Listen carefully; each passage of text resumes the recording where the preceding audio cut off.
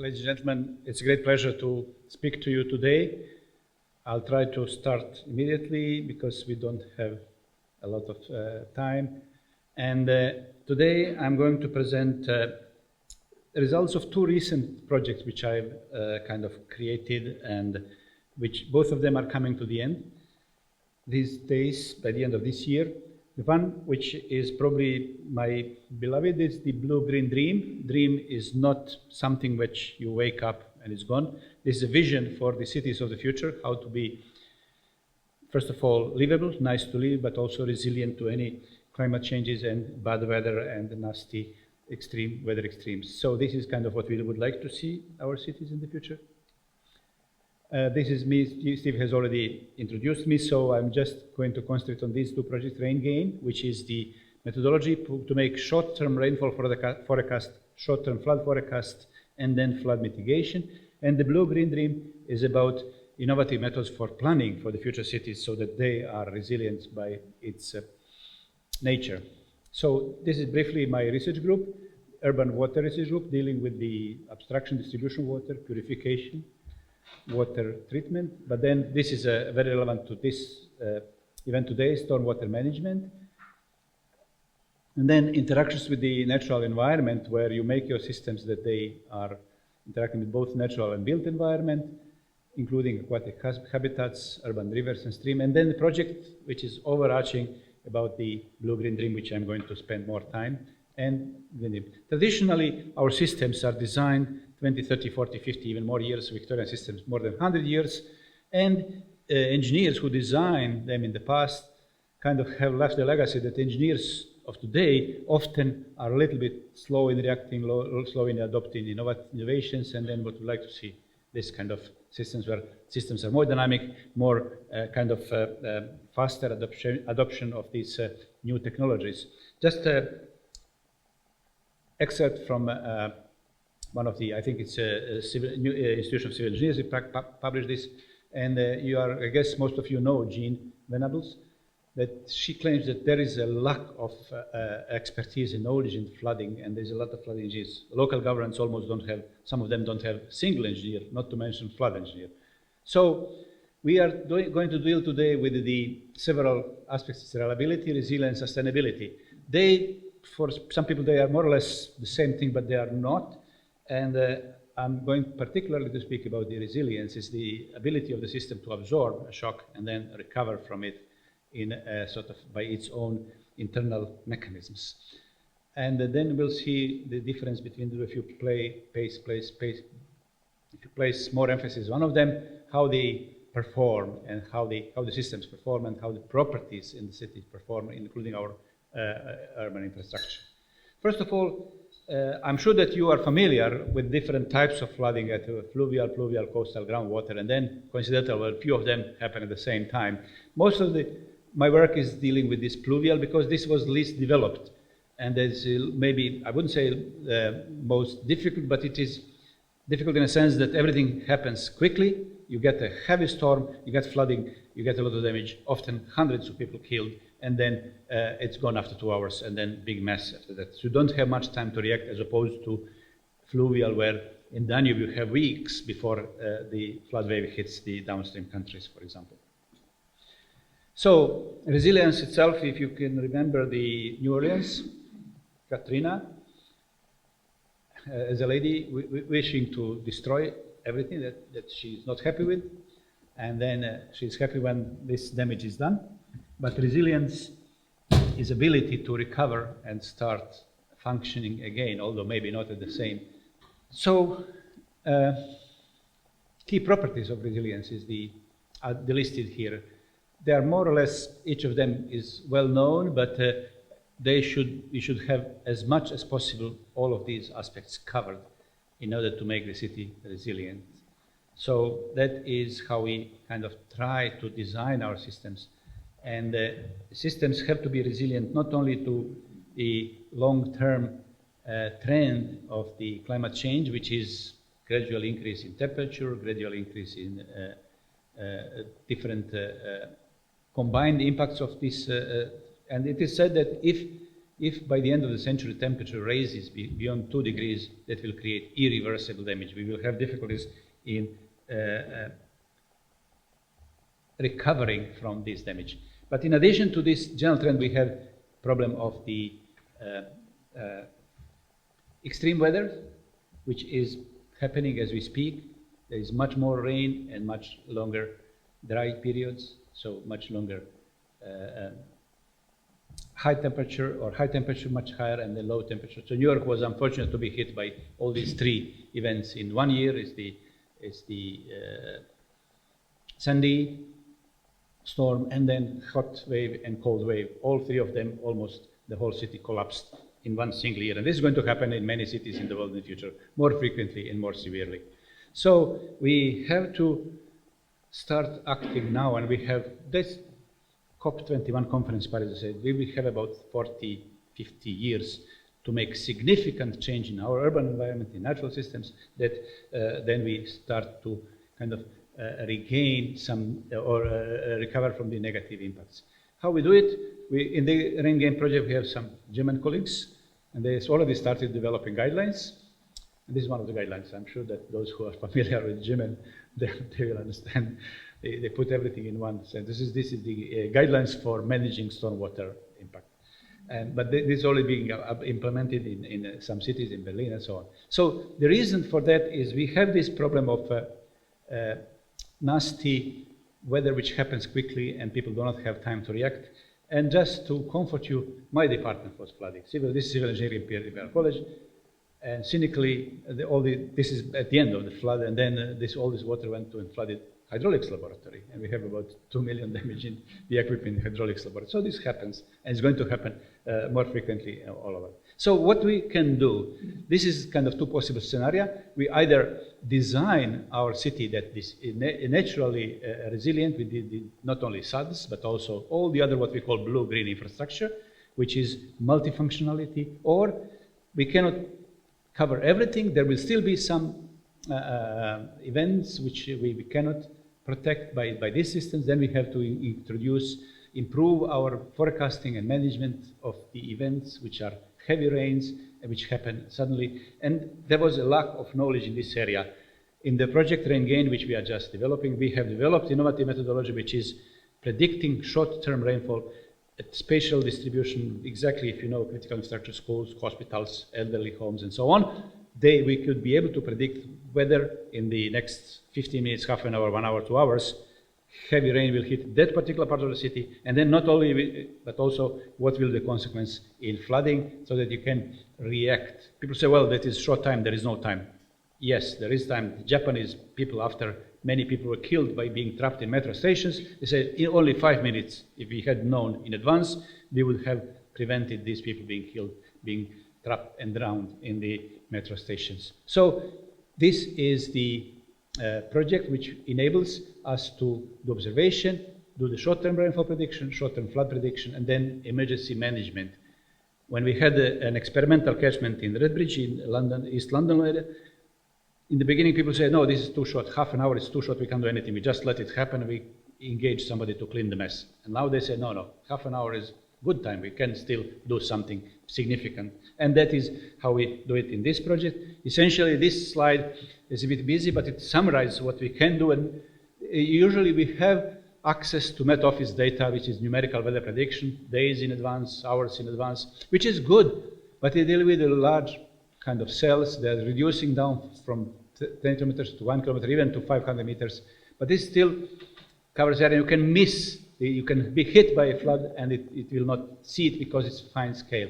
So we have to combine this numerical weather prediction with what we call nowcasting, where you combine the radars, C-band, X-band, with spatial distributed rain gauges. And the latest innovation is combining radar and rain gauge. Radar, you can get good spatial distribution. With rain gauges, you get temporal distribution, but in one point, combining them is merging, and that is what was developed in this project. The Met Office is now adopting and improving their software, so you can get a prediction of what will happen next 15 minutes, half an hour, 1 hour, and then you can predict what will happen not only in rainfall, in flooding, and then you can start to manage. And recently we have already some local governments in the UK which are thinking of being contain this, developing their own skills, even some of them are thinking of buying their own X-band radar to cover local area and to be integrated into Met Office's radar. So what we can do, we can have some kind of simple scenario-based activities where the accuracy, if you have accuracy is not great, but it's cheap, then you have pre-simulated scenario that the accuracy is kind of better, and then you combine real-time. This is most advanced, but it does require more technology, more knowledge, more skilled people, and that this slide shows all the different options that combining the rainfall prediction with the flood prediction and then flood management, all in the very short period of time which we have available to do something. How we do it? Well, we have the storm drainage models which are already becoming routine. We can use the simple one-dimensional for surface, one-dimensional for pipe, and do it. It is fast and efficient, but not that precise. We can go two-dimensional modeling, but that is a bit, it takes more time, and then we can combine it by having 1D in all the rest of the area except for the critical areas, and then you have much faster system and much more reliable. So the summary is we have introduced these X-band radars, unfortunately not in the UK, but in the Netherlands, in France, which were partners in this case. And then we predict rainfall and then predict flood, and you can have a possibility to go from first signals that something nasty is coming up to the starting evacuating people. Everything may happen in 10-15 minutes, and it is a big achievement, and that is something which now is ready to be implemented if the local flood forum and the national flood forum is ready, but we already have some local governments which are ready to go to that.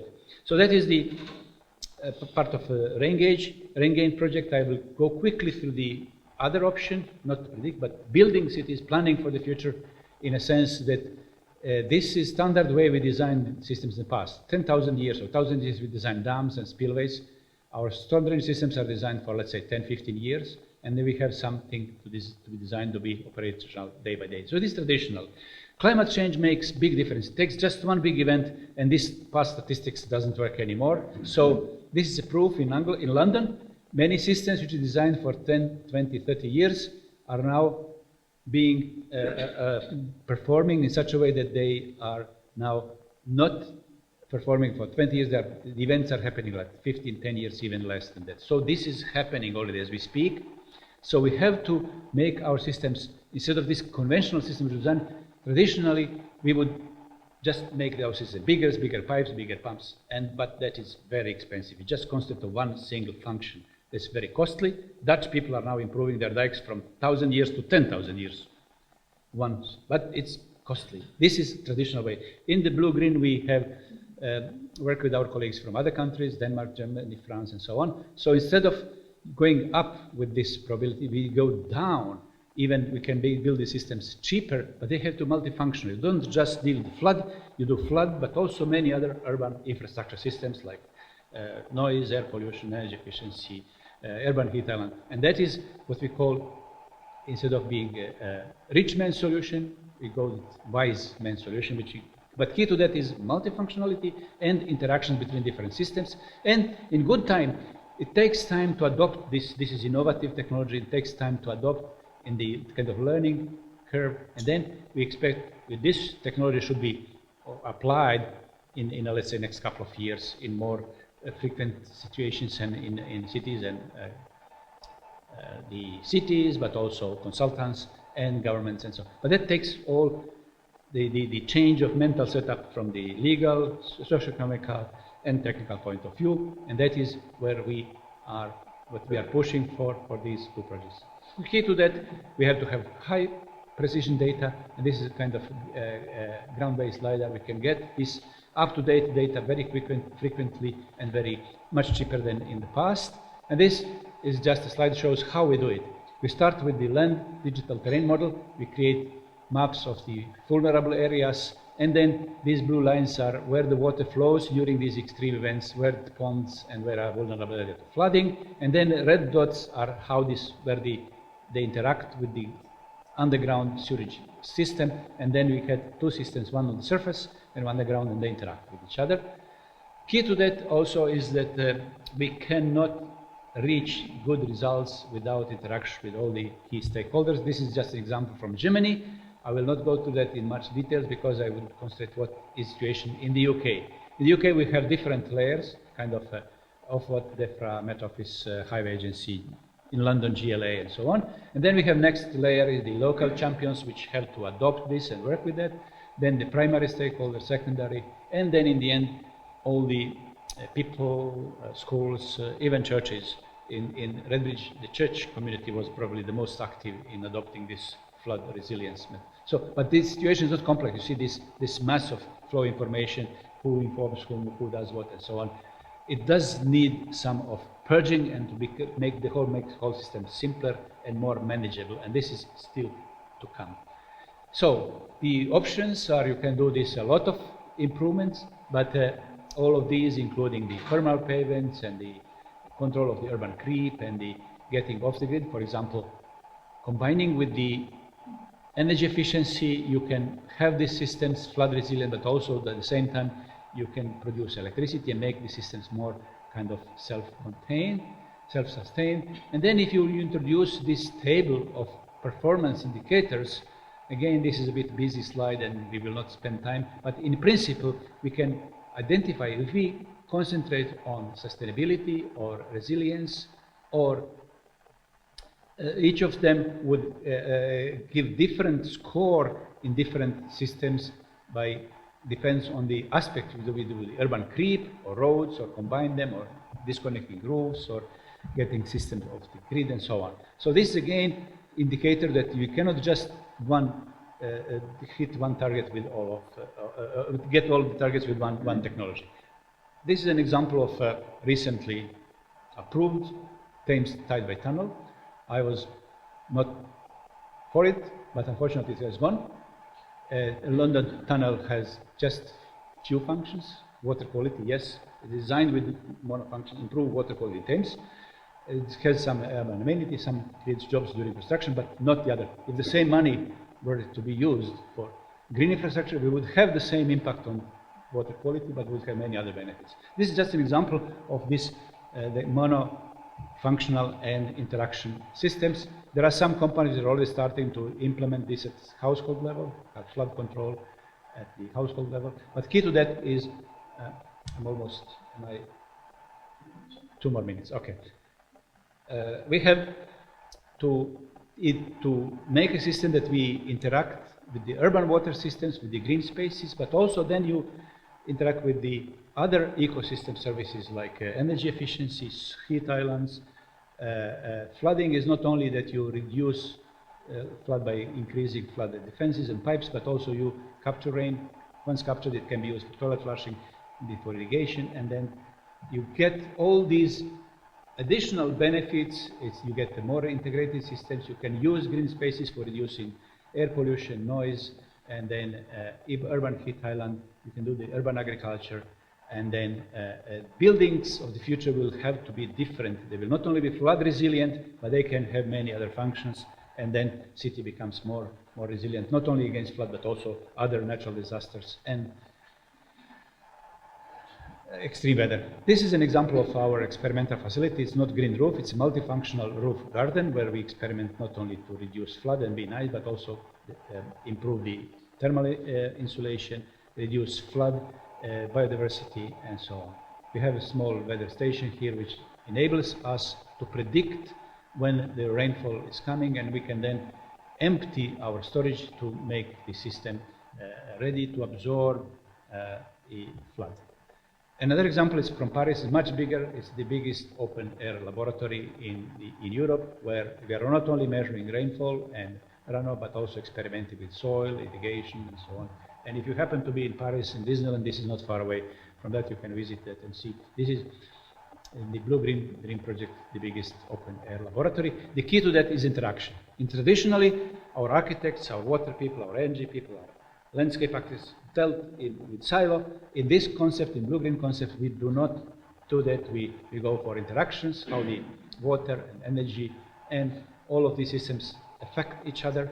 And then you look at not only how they interact, but also you optimize these interactions, quantify them, and use it in design. And then future systems when this implemented, are not only more resilient to flooding, but also they are cheaper to build, they have to be lower cost to live, and be in much better environment. You have to implement this kind of integrated solutions covering all these aspects, not as separately, but in interactions. This is an example.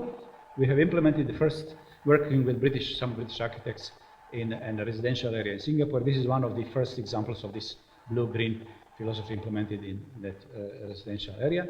So what we have to do in the future, we have to make best increase. First of all, computer power has enabled us to do that. In the past, we didn't have power, we didn't have data. Now, also social media can help a lot, urban flood dynamics. We have to deal with the coincidental flooding. People are not interested in this from river, but they are interested in that to be protected. And then we have to interact with other urban infrastructure systems, traffic disruption, critical infrastructure, energy, ports, so on. And then new philosophy, new companies, new way of dealing with it is expected. So these are my contact details. This is the radar small X-band which we used in London to experiment. And you are welcome to ask questions during the day. I'll be here around. Thank you very much.